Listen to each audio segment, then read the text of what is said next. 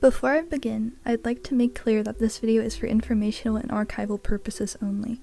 I intend to inform and give context of what happened to brief fans of Ghost, since a lot of the public information and proof that is out there is scattered and hard to find. Do not harass anyone mentioned, and please give the victims the space and support they need. Thank you. Ghost and Pals, often just Ghost, is a vocaloid / synthv producer and illustrator. They are known for doing almost everything alone in their creative process, namely the music, art, tuning, and storytelling. Their work often explores psychological horror, as well as identity and mental illness. They are also well known for the tumultuous relationship they've had with their fans, and the many controversies that have surrounded them in recent years. Ghost's work has always dealt with pretty heavy topics. A lot of their songs focus on things like mental health, and for a lot of people, that's part of why their music connected so strongly with them, but it's also led to criticism. Recently, they've come under fire for a number of incidents as well as past events that have resurfaced. To understand what's going on now, we'll need a bit more context around both their content and their history online. I'll briefly go over to the different eras they went through before covering the more relevant issues. If you are already aware of Ghost and their past and simply want to know about the current situation, I'll leave a timestamp on the screen and in the description. Back in 2013 to 2014, Ghost was creating under different names, mainly Ghosty P, P Ghosty Boo, and Shay. This era is honestly pretty hard to fully document. A lot of the content from this time has been deleted, and they were also a much smaller creator, so there isn't as much information preserved. But even here, you can see the foundations of what they would become. This is where early versions of songs like the chattering of teeth and lack of common sanity come from. A lot of this early work still gets referenced today, especially in archive communities. Moving into late 2014 and early 2015, this is when Ghost created a new channel and started using a different alias, Mitsy. They've had a new name, a new space, and a bit more separation from what they were doing before. At some point during this era, they went back to using the name Ghost, or at least started moving in that direction again. And over time, the Mitsy channel itself eventually became more of a casual or secondary space, what some people describe as a shit-posting channel. This is around the time where Ghost was interacting a lot more closely with other creators in the vocaloid community. Two names that come up a lot here are Creepy and Umber. They were friends and at time collaborators.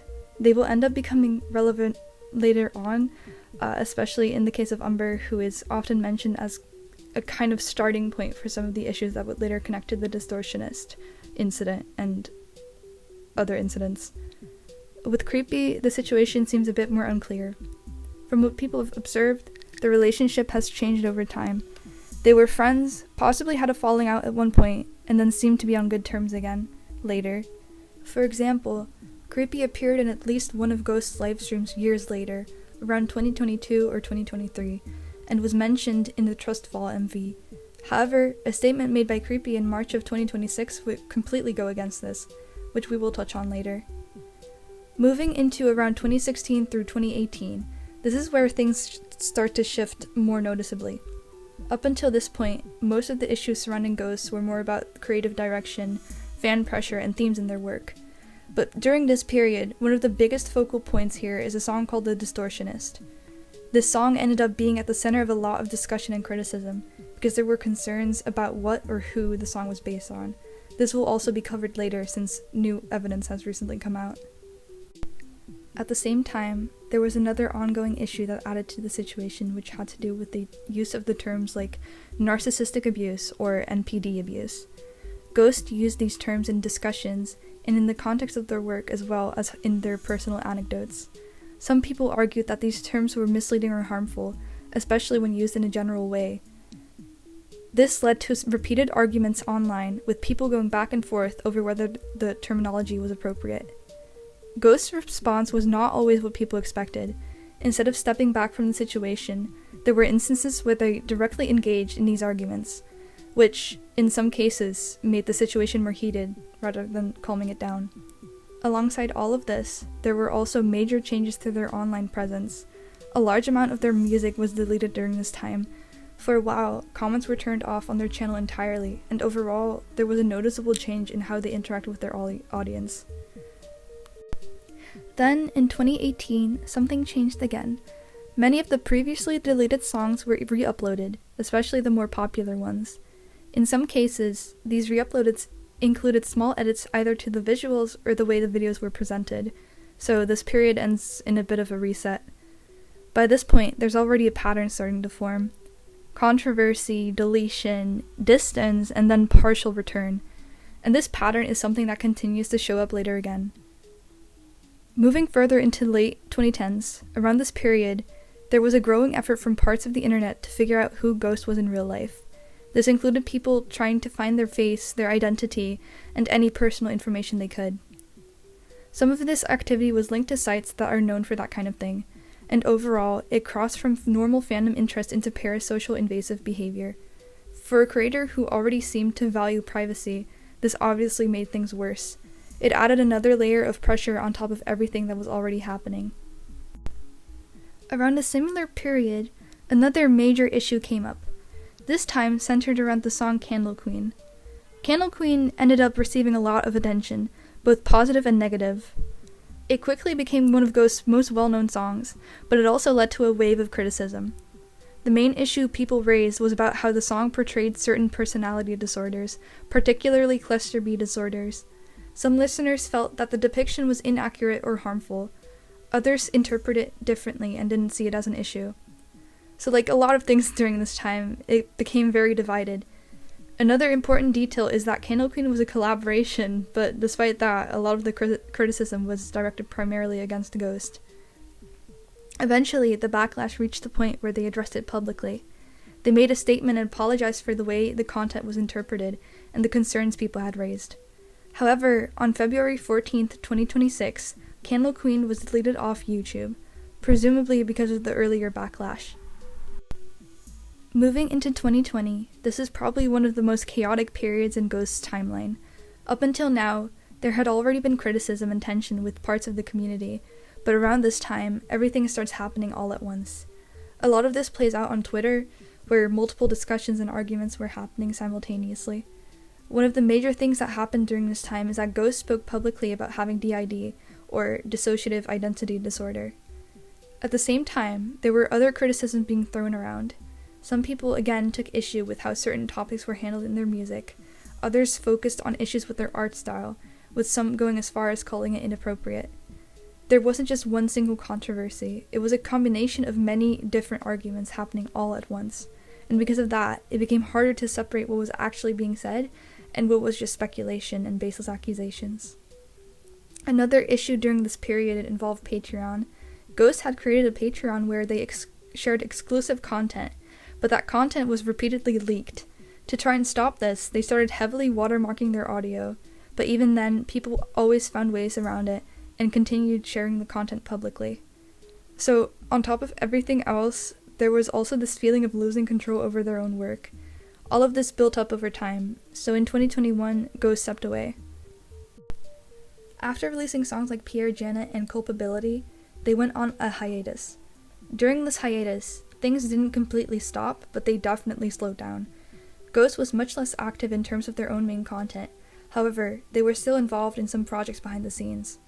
One example is their involvement with Team 6X111 related work.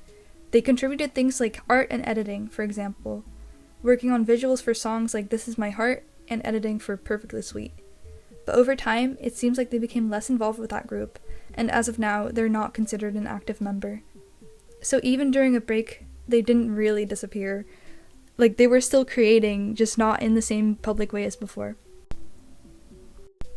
The hiatus created some distance, but at the same time, it didn't fully resolve the underlying issues.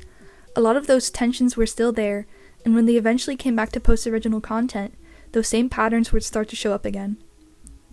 After that period of relative quiet, Ghost returned in 2022, and with that return came a new project, Qualia Automata, also shortened to QA. Interestingly, Qualia Automata was not originally planned to be a full series. It started more as a standalone concept with the song Reckless Battery Burns, but over time it developed into a bigger story, collaborating with those in Team 6X111 to expand the story. This will also be important later. At first, the public reception was generally positive. People were excited to see Ghost creating again after such a long break. There were multiple releases and eventually even merchandise like plushies based on the characters. But then, without a clear announcement, things slowed down. Updates became less frequent, and eventually, Qualia Automata was effectively put on a hiatus. Later on, it was considered cancelled altogether, leaving the characters with no conclusion and leaving fans in the dark. After the end of Qualia Automata, Ghost once again stepped away. This marked another hiatus, lasting roughly around 2 years. During this hiatus, Ghost wasn't completely gone. They were still loosely connected to some projects like Demon/Doll, but this wasn't their own main work, and their presence was much less visible compared to previous active periods. For the most part, from a public perspective, things were completely quiet. Eventually, in November 2025, Ghost returned again, and they started posting again. One very notable upload being the song Trustfall, a song specifically about past fandom drama as well as other sources of inspiration, claiming that they've forgiven their fans for everything that happened in the past. Recently, Ghost has been involved in some major controversies, one of which was a direct interaction with fans regarding one of their newer songs, Covetous. On Blue Sky, they engaged openly with criticism from their audience. The big point of contention involved the track in question dealing with highly sensitive topics, including CSA and trauma. Some fans requested that a trigger warning be added before listening, or added to the title, but Ghost publicly refused to include one. This decision sparked heavy discussion in the community, with some defending their artistic autonomy, while others criticized the lack of content warnings. Situations like this show the ongoing tension between Ghost's creative control and audience expectations, and they highlight that the cycles of controversy, fan engagement, and public debate continue even now. Besides the covetous topic, some of Ghost's other Blue Sky posts have also come under heavy scrutiny, namely one where they compare dissociative identity disorder with indigenous culture and/or practices, like multiple souls or identities being in one body. When called out on this, Ghost did not back down, which has been a pattern, especially when you compare it to the covetous situation. It wasn't just fans that were upset with Ghost, however. After Ghost was receiving scrutiny from users online, multiple of their ex-friends and past connections started coming out with their stories involving them. Now, before I get into the situation, it's important to be clear. A lot of this information comes from an insider friend group from a decade ago. Not everything is public, and it's important to keep in mind that we are outside observers who don't know the people involved. There were, however, multiple documents released by those who were close to Ghost that outlined some major issues. I have summarized most of the content in the docs that will be mentioned, but if you wish to check them out for yourself, I will put all of the sources in the description. As was mentioned before, the Distortionist was one of the first major controversies tied directly to their work. Although this originally happened almost a decade ago, a document was released on March 23, 2026, titled The Distortionist Incident, that showed evidence that the song may have been inspired by a real individual who was a minor and significantly younger than Ghost. The document shows the friend group that was active in 2016, the important individual being Fish, when he was 14. Fish was active in conversations with Ghost in their rotating group of friends. Fish himself often showing self-deprecating tendencies as mentally ill 14-year-olds are often known to do. He often pushed away others, expressed a desire to disappear, and unintentionally placed emotional pressure on those around him. However, it is important to recognize that he was only 15 years old when most of these events took place. When asked to recall the exact timing of events, Fish was unable to provide specific dates. However, he estimates that he was cut off sometime between November and December of 2016, a timeline later confirmed to be early December. During this period, Fish was suddenly blocked by Ghost and many others within the same social circle, effectively isolating him and leaving him to navigate the aftermath alone. In January 2017, a call-out post targeting Fish was created. It was written collaboratively by the members of that friend group alongside Ghost. For years, the post was believed to be lost, but has since been recovered. I have personally read the post in question, and it's honestly quite petty, as you could imagine. It basically just reads as Fish's ex-friends painting him and his behavior as way worse than it actually was, and it should have been handled privately. They argue that the post's visibility had also largely increased due to being co-written by Ghost, who had a significant amount of fame, even at the time. Ghost and their friend group had also gone out of their way to make sure Fish read the call-out himself. and pressuring an apology out of him, one that he did eventually make, both privately and publicly. Shortly after the separation, Ghost started planning a song that would be a vague post in song form about the situation. Initially, the idea was collaborative.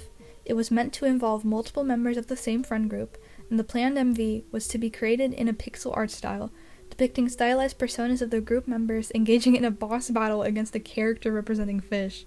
Though this idea was scrapped and replaced with different visuals, the song was eventually released, and clearly still inspired by Fish. This, of course, led to a lot of backlash. Fans were and are uncomfortable with the idea of Ghost making a vitriolic song just to hate on this 15-year-old, and quickly called them out online. But why did this come out again now? In the early 2020s, Fish quietly returned to online activity. As part of this, he created a burner email address, which he included in the description of a video on his channel. In 2021, Ghost used this email to reach out directly. According to Fish, the message contained an apology for the events that had taken place years earlier. Fish accepted the apology. At the time, he had already suspected that the Distortionist may have been connected to him, but he was not yet aware of the full extent of the behavior described previously. With this limited understanding, Fish chose not to pursue the matter further.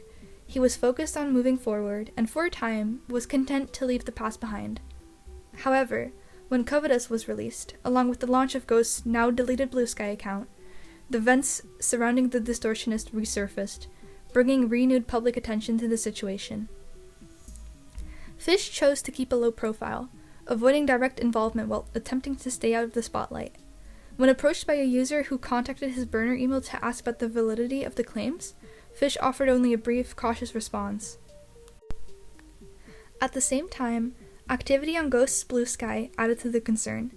Certain posts, particularly those that appeared to downplay interactions between Fish and Umber, stood out. Notably, they omitted any acknowledgement of how Fish himself had been treated during that period. Today, Fish is in a significantly healthier mental state than he was at the time these events occurred. He has no desire to be publicly tied to the drama. However, as new documents and accounts began to circulate, he ultimately felt compelled to speak. Most of the members of Team 6X111 have come out in support of Fish either publicly or privately, which brings me to the next segment. Team 6X111 was a group of musicians and artists who created vocaloid songs to tell stories, including Qualia Automata.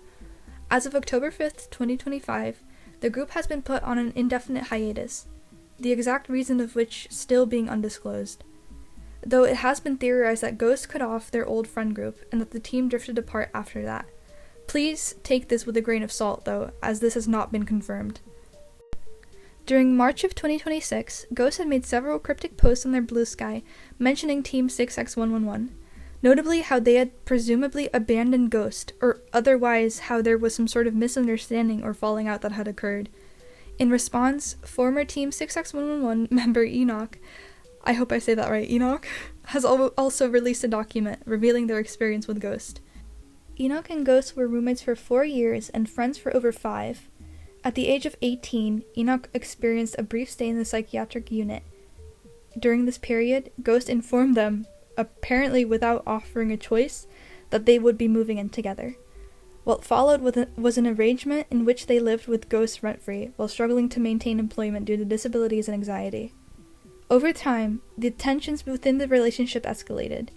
By 2024, the individual chose to cut ties with Ghost, citing a pattern of pain and mistreatment that, in their view, had gone repeatedly unaddressed. The rest of the friend circle were instead blocked or cut off by Ghost themselves, which Ghost had admitted to in a channel description from 2025. They also state that Ghost has not offered any meaningful apologies to those involved. Some notable parts of the doc showed multiple incidents of conflicts between the two while living together, such as Ghost using bleach to clean the apartment due to fear of mold, causing heavy respiratory issues within Enoch. The believed mold issue got so bad that Ghost made both of them move to a hotel. According to Enoch, Ghost then stopped communicating with them clearly, opting instead to let a third party relay everything between them. Ghost would also speak over Enoch often, and just kinda treated them badly in general.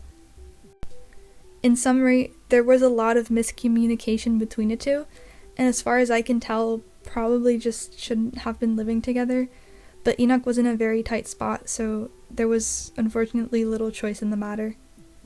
Besides Enoch, there were a number of ex-friends of Ghost that have spoken out about them, like RIP, Creepy, Yoppy VU, Carbon Monoxide, and others. I will put their statements on the screen now if you wish to read.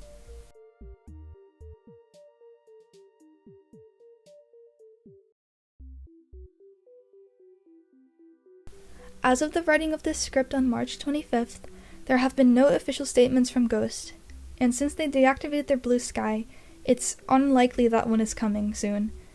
They could follow a familiar pattern and take another hiatus, or just as easily, this could mark a more permanent disappearance. For now, everything remains uncertain, and while discussion continues, I hope that everyone involved is able to find some sense of peace moving forward, whatever that may look like. As the situation is still currently unfolding, it's important to approach it with care. Everyone involved are real people with real experiences. If you choose to engage with the drama further, please do so responsibly. Avoid harassment and respect people's boundaries. This video aimed to organize and present the available information in a way that's easier to understand, but it is far from the true and final word on everything. New perspectives and information may continue to emerge over time. Thank you for watching.